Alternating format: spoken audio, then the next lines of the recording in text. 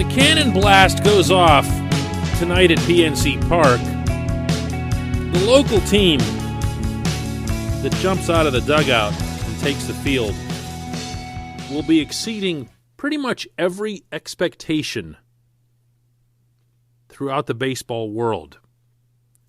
And I still don't feel like they're achieving to their own level. I'm sorry. I know it's nuts, but I can't let this go. Good morning to you. Good Tuesday morning. I'm Dejan Kovacevic of DK Pittsburgh Sports, and this is Daily Shot of Pirates, which comes your way bright and early every weekday morning. If you're into football and or hockey, I also offer up daily shots of Steelers and Penguins, and what's also a busy week for both of those teams. Pirates versus Royals tonight, 6:35 p.m. Tyler Anderson's back on the hill.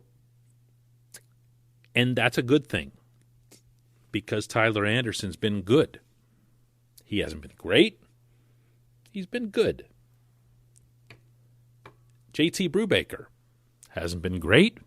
Sometimes been great. He's been good.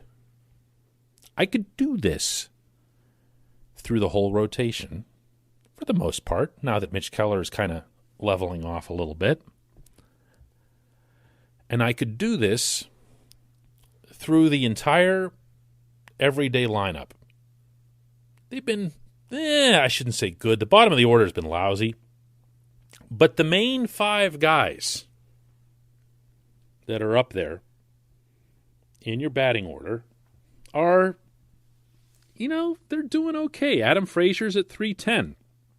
He's been a good leadoff hitter. Brian Reynolds, looking like Brian Reynolds from 2019. He's batting 304, a little bit of pop. Colin Moran, a lot of pop, but his average has kind of come back down to earth. He's at 266. His OPS is right around where it's always been. Phillip Evans was hitting everything for a while. Now he's hitting nothing, and all of that kind of balances out to 243. Gregory Polanco's hitting the ball again somewhat. He's at least picked himself up off the mat. He's up to 213. He had been at less than half that just a few days ago.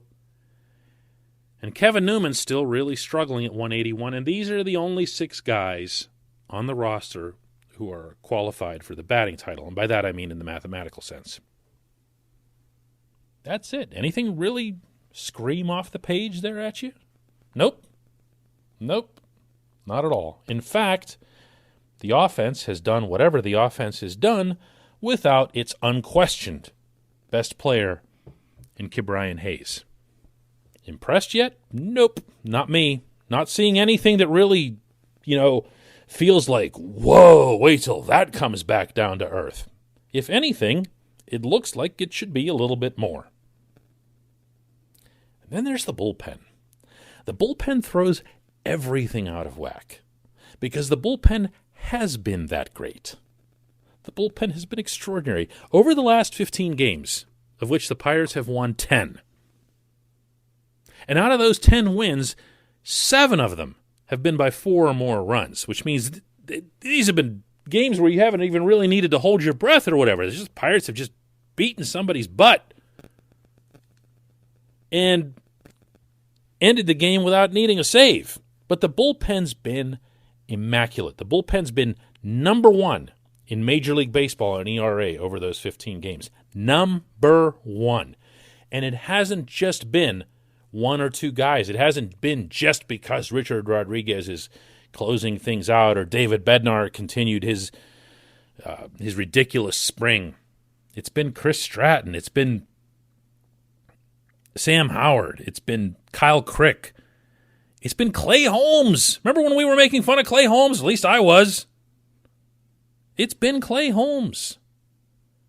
These guys have all gone out there, one after the other, and done the job. It's been dominant.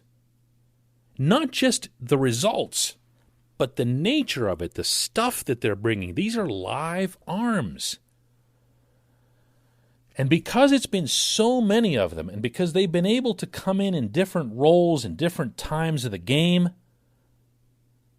Derek Shelton looks like a genius. Any manager that's got a bullpen going looks really, really smart because every call he makes out there is like, whoa, Shelton really nailed that one.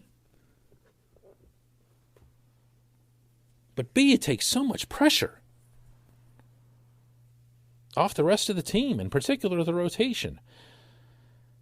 So I think if there's anything that looks, what's the word I'm looking for here, that looks combustible or looks like it could be potentially deflating for this team in the short term, where there would just be a pinprick and everyone would go, oh, here they go, there's same old buckos. It would be that this rotation would really collapse, which I hate to say this, but I think is still possible. I still think you're going to see some starts that are 1 1/3 and whatever else here, even with Chad Kuhl now on the injury list, whether that's phantom or not. Hey, sorry. I think there's a possibility that the rotation could still let all of this down, because then what ends up happening, those guys go real short, and you end up having way too many innings to cover over way too many consecutive days. But not yet. You know, look at this week. Pirates were off yesterday. Pirates are going to be off again Thursday. This is just a 2-game set against the Royals. There's a chance to get everybody kind of back and rested up and feeling good and fresh and everything else. Royals are off to a 14-7 start. I don't know that they're that good. I'm sure they're saying the same thing about the Pirates.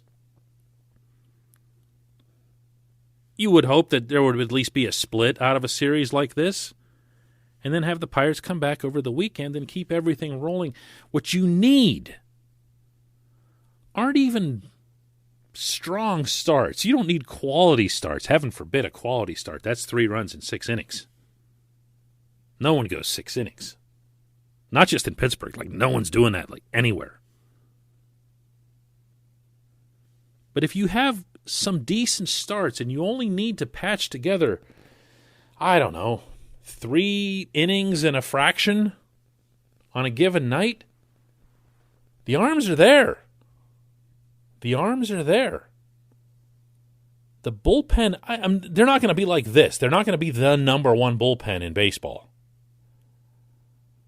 But I could see where they would hold up over a sustained period here, you know, at least if or until Ben Cherington were to start moving 1 or more pieces out of there, if that comes to pass. That part of it, I think, can hold up, but I really, honestly, truly believe that the hitting can be better than it's been. And as a result, I'm going to stubbornly stick to this notion, until proven otherwise, that 11-11 actually isn't good enough for this team and what they've achieved to date. They can do better. Not way better, but a little bit better. When we come back, just one question.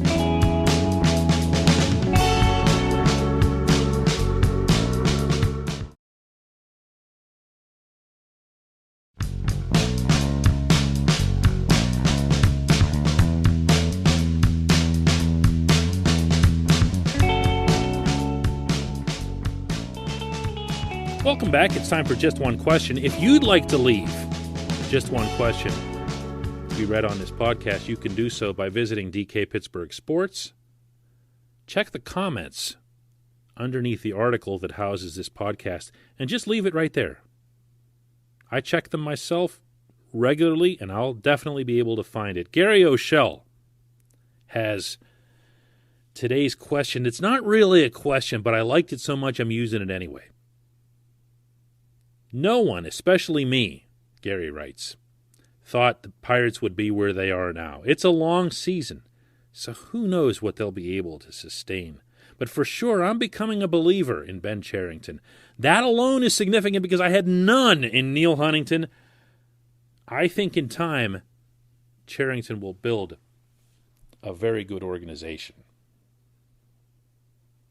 This portion of Daily Shot of Pirates is brought to you by North Shore Tavern That's located directly across Federal Street from PNC Park and right next to Mike's Beer Bar, their sister, companion ventures. Stop by North Shore Tavern before the game today, anytime. They serve lunch. They're there all the time. It's not just one of those. Some people remember that corner and that whole street, really, Federal Street, for years would just have their establishments open whenever there was a ball game going on. That is not the case with North Shore Tavern or Mike's Beer Bar. They're full-blown 7 days a week establishments that are open and eager to have your business. Check out North Shore Tavern anytime. Gary, what I like the most about your point is that you separated Charrington from Huntington. That's why I picked this one, even though you technically didn't put a question mark in any of this. It wasn't an actual question. I just liked hearing that because the most common thing that it seems to me that comes around from people who are just now starting to pay attention to the Pirates, and I mean that in a good way, is the whole they this and they that. They were the guys who told Charlie Morton and Garrett Cole and Tyler Glasnow to pitch to contact. No, those guys are gone. Those guys are gone. That came from Huntington and Kyle Stark. It didn't even come from Ray Searage, although Ray gets picked on for that. Ray wanted nothing to do with that, and I'm not guessing at that. They did this and they did that. They traded Glasnow and Austin Meadows and Shane Boss for Chris Archer. No, they didn't, meaning Charrington didn't. His predecessors did. But because of the pandemic, because of how out of sight, out of mind the Pirates were through 2020, in addition to not having any fans there, they also were horrific on the field and didn't deserve anybody paying attention to them. Shelton and Charrington and all these new people were the same way. They were out of sight, out of mind. It's amazing to me how often I still hear about Huntington this and Clint Hurdle that as if they're still here. Or there are fans who just haven't learned yet their names, the new guys' names, and are only now starting to get comfortable with them. Shelton's really going to have it made whenever people can give him a good cursing for bringing in the wrong reliever, if that day ever comes.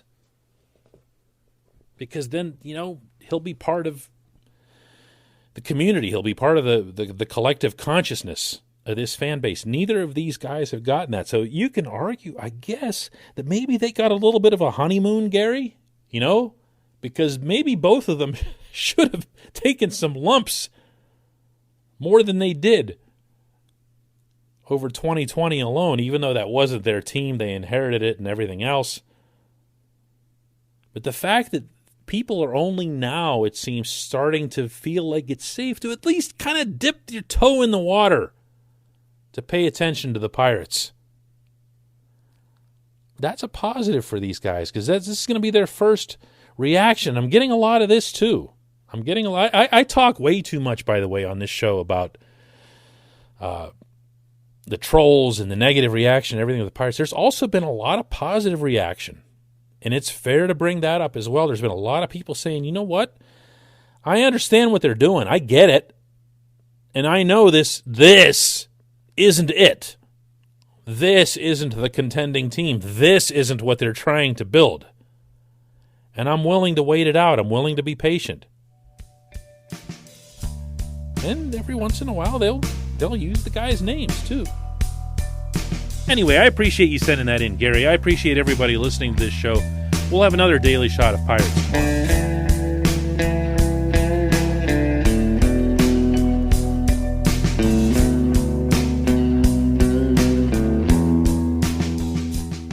At Point Point Park University in the heart of downtown Pittsburgh, they understand there's no substitute for real-world experience and career-building connections. Their innovative curriculum engages students with distinctive experiential learning opportunities. Point Park's pioneering co-op program empowers qualified students to work in full-time, paid positions with their corporate partners while earning college credits. Visit pointpark.edu/works to learn more. Career ready. That's the point. Point Park University.